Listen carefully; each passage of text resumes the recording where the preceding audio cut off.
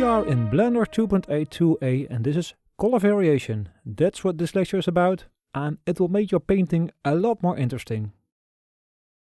When you ask a kid to draw an apple, it'll do something like this. It'll pick a red color and just dab the color in, and you'll end up with an apple like this. Just one plain color. And in real life, when an apple is in a room or wherever it is, it will always pick up the colors from the objects in its surrounding. We can mimic that by painting in all kinds of color variations. Now when you look at these two apples from a distance, they're both just red apples. But when you come close to it, you can see that the right one is a lot more interesting. It's also a matter of taste, but let's just say it is. Another advantage is that when you play a game and you come close to your models, close to your assets, when you look at this, it's pretty boring. It's just a basic color, just red, nothing happening here. But when you go to the other one, I think that looks a lot more interesting, don't you? It's something you'll see in paintings from the old masters like Rembrandt or Rubens. You'll always see ambient colors added to every object in a painting. It's never like this. This is what we call a more naive way of painting. So that's what we'll do in this lecture. We start coloring in our model with some nice color patterns, our color variation. Okay, so let's go on and open our project again. And there we are. So if you haven't done it already, please save your model now and then do a save as and call it color variation, as you can't see here because my header is falling out of the frame. But anyway, also do a save as for your texture. So save as, and let me make sure that this frame is in the right window, and just click on the plus. So we'll make a save well 5 or whatever number you're on. And let's also change the number here. So within the document itself, let's make that 5 or whatever number you have. And let's check here that the number is the same so that we are working on the correct texture. Okay, before we start, let's have a look at this wall here, because what I really like about this wall, and let me zoom in a bit. Let me see, zoom in.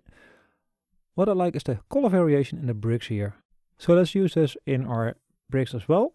And let's not use the one below here, because these are just a little bit too much damage and we don't want to add that much detail at this moment.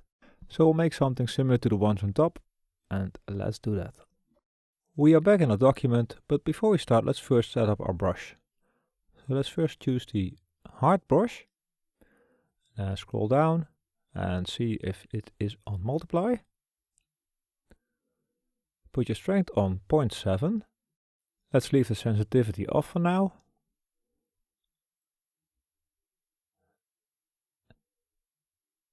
Then make sure the stroke method is set on space and on line. And the fall off is the fall off for the hard brush, so that's correct. And the collude and backface culling should be turned off, so we can't paint through our object. Now let me show you a little trick first. If you grab your value bar here and drag all the way down and then release, the color snaps to the middle of the circle. Let me repeat that. And we want to do that because we want to have a neutral color, so there is no chroma, there's no color in it at all. It's just white, gray, black.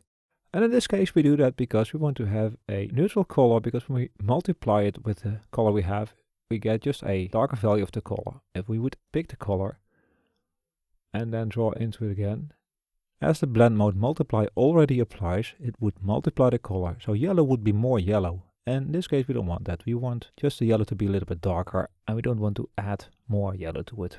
So let's get a neutral color. Let's focus on the viewport with Control Space hovering over it. Now let's select the faces and view, the faces we want to paint on. Now let's start painting here, and keep your brush on the tablet because else you'll get a darker color. Like so, and see if I release my pen and paint on it again, it'll be darker. That's not what we want, so Ctrl Z. Let's see if this is dark enough. Could be a little bit darker, so let's do that. So with this focus view, let's go to Tool here, go down, select a darker color, Ctrl Z, and let's start painting again.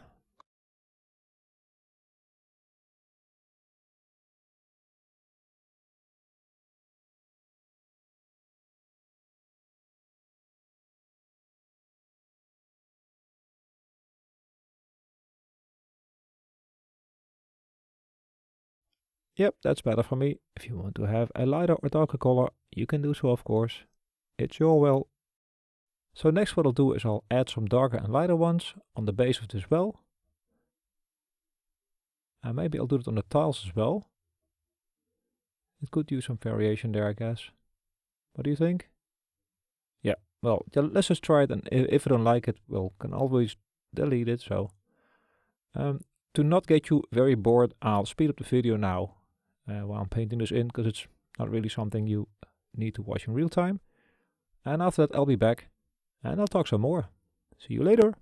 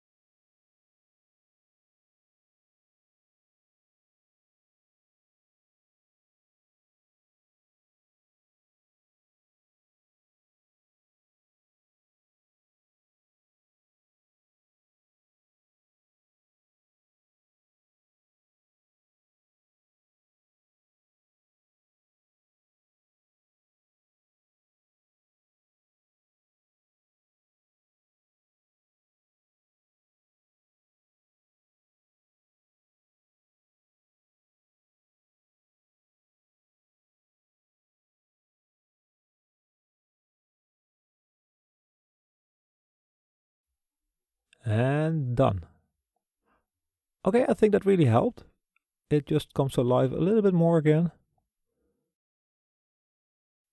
And please let me remind you that this is just a sketch, or not really a sketch phase, but this is the base for the more detailing we'll do later on. So everything you see here will be painted over again and again. So go easy on yourself and don't be too accurate. Everything will be okay later on.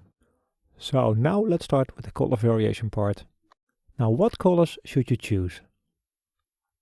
Can we, for example, add a color like this? Well, we can, but it's a matter of taste, and I don't think this is good taste. What do you think? Well, okay, let's undo this. Ctrl Z. Let's pick the color again. The colors we can use or want to use in this scheme are the colors surrounding the color we just picked. So we choose orange. We can go a little bit to the yellow, to the red, but also less saturated or more saturated. All those colors are safe to use. I'll draw in some of them now. So let's go to more saturated. Let's pick it first. Let's go to red. Okay, so red, yellow, less saturated, more saturated. So those colors, as you can see, they just look as if they fit in there. Other safe colors are complementary colors. So you can go to the colors on the other side of the color wheel. But there's a little trick there. We have to make them less saturated. So I'll first pick the complementary color, sort of, and paint it in. Well, it's just too saturated, right? It's just sticking out. So we bring it more to the center, so more to gray. We add gray. We also bring it to the color we picked. So we are getting closer to the color we picked. And that's what we want, right? So I'll add the color in here now. And as you can see, it fits the color scheme way better. Now let me explain it a little bit better. I have an example here. Let's first hide the UVs. So we have a color on this side, let's pick it. So we are here on the color wheel. Let's pick the one on the other side, and as you can see, it's a complementary color of the first one. So when I pick colors in between, have a look at the color wheel. You can see that the colors are going through the center, in a sense. It's wander off a little bit to the pink, but okay. You see?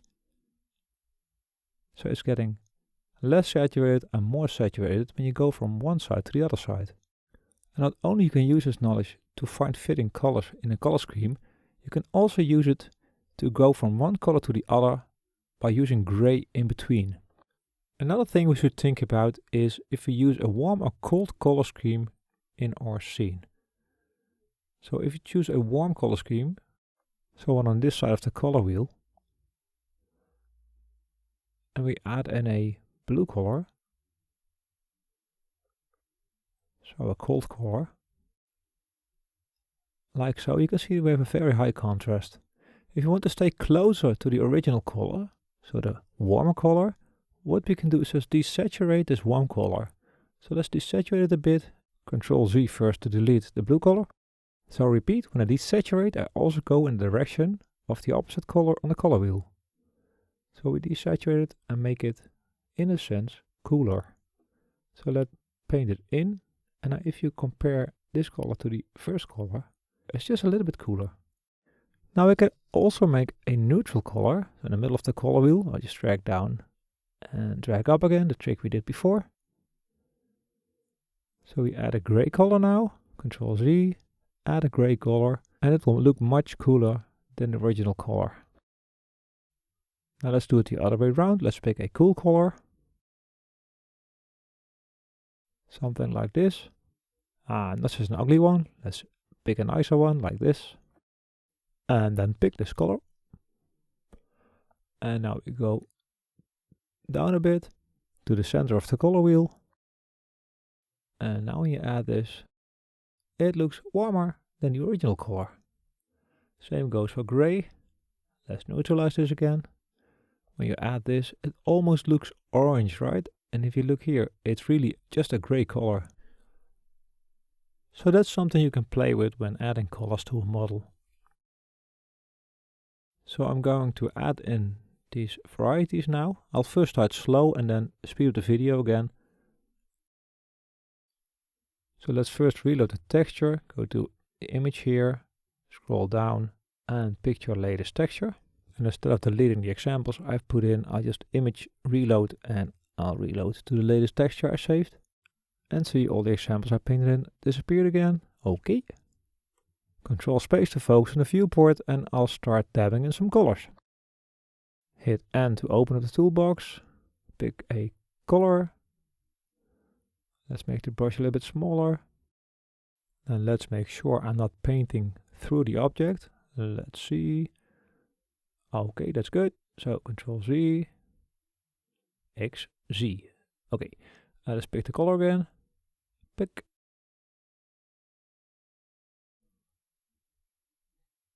Pick a color. Let's just dab them in there. Like so. And again, don't be too precise. The crease as well will be painted over again.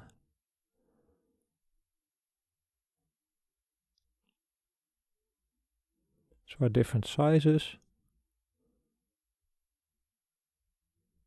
And then pick another color. And continue. And I have my strength sensitivity turned off here, but you can also turn it on. It sometimes works a little bit better.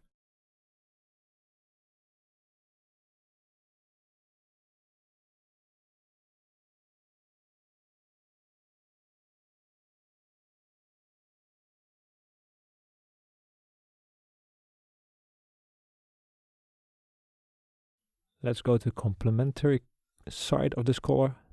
Difficult word, complementary. So that's just a little bit too much contrast for me. So what I will do, I will turn the strength sensitivity on and then dab it in again. See? That's better, right? So this is the first part of this process. Make sure you're working consistent over the complete model, because if you start detailing on one part and you go to the second part, it feels like you have to run your marathon all over again and you were already at the finish line. What's that all about? And to make it even worse, you'll see it afterwards. Just keep your workflow consistent. Now I'm going to speed up the video again, I'll be back in the end, and don't forget, save your texture and save your project. See you soon!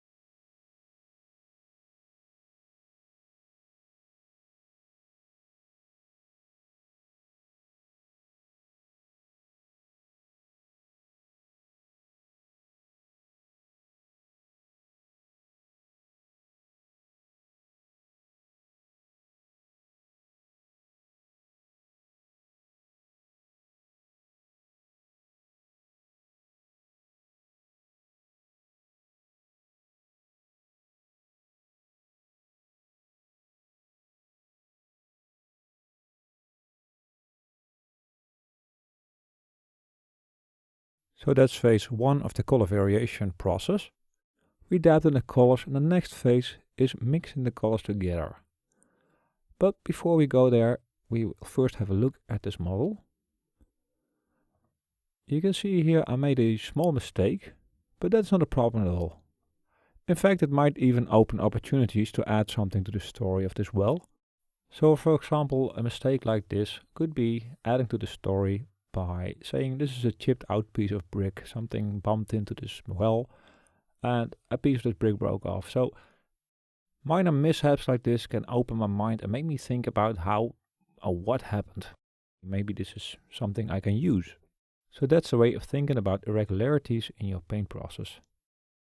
Another thing is that I did not add any color in the dark parts here and inside here. That's because in the dark parts you don't see that much detail anyway, so you just can skip that part. Another thing I did was hiding parts of the mesh. So for example, here in the roof, we can click on it with Alt. And now when you hit Shift H, you hide everything else. Alt H to unhide it. Alt click to select it again, and then H to hide that part that's selected. And then again hit Alt H and it will return. And I use this to hide parts of a mesh that obstruct my view to the parts that I want to paint, for example. Next I'll do is I'll mix the colors. Reason for that is to hide the hard edges if the colors are dabbed in earlier and give it an overall smoother look. You'll see.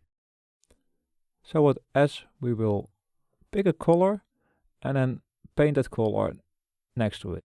That will mix it together a little bit and get rid of the hard edges. So color pick and paint next to it.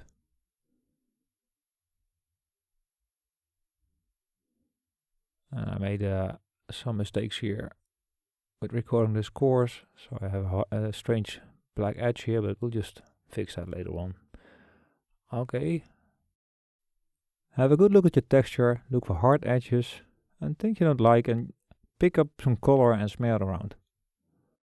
You can also use the smear brush for this. It's the one with the finger here. It's like finger painting. So for example, if I do that here, you can see how it works. It picks up the color and smears it around. It's kind of the same as what we are doing now, but it's just that little bit different, and in a way that I don't like it. It's making it a little bit too soft for me, a little bit too glossy like almost. Sometimes if you don't pay attention, get twirls. If you want to do it like this, I just like to use a hard brush for this. It gives me more control. Okay, I'll speed up the video and we'll see you back afterwards.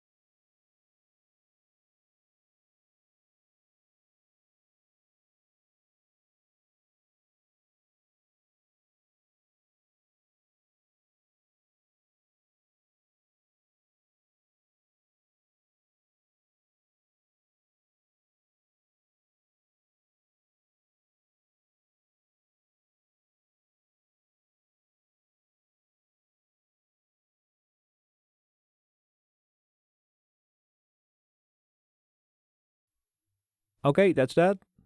Let's not forget to save. Save your texture and save your document. Save. Okay, and also have a look at this. You can see when you put them next to each other, the before and after color variation procedures. There's a big difference. This looks much more mature than the older version we have. Next we'll add some light and shadows again, some details. And then we'll come close to the end of the texturing of this model. So let's see you in the next lecture. And don't forget to save your image and don't forget to save your project as well. And we'll see you in the next lecture. Bye bye.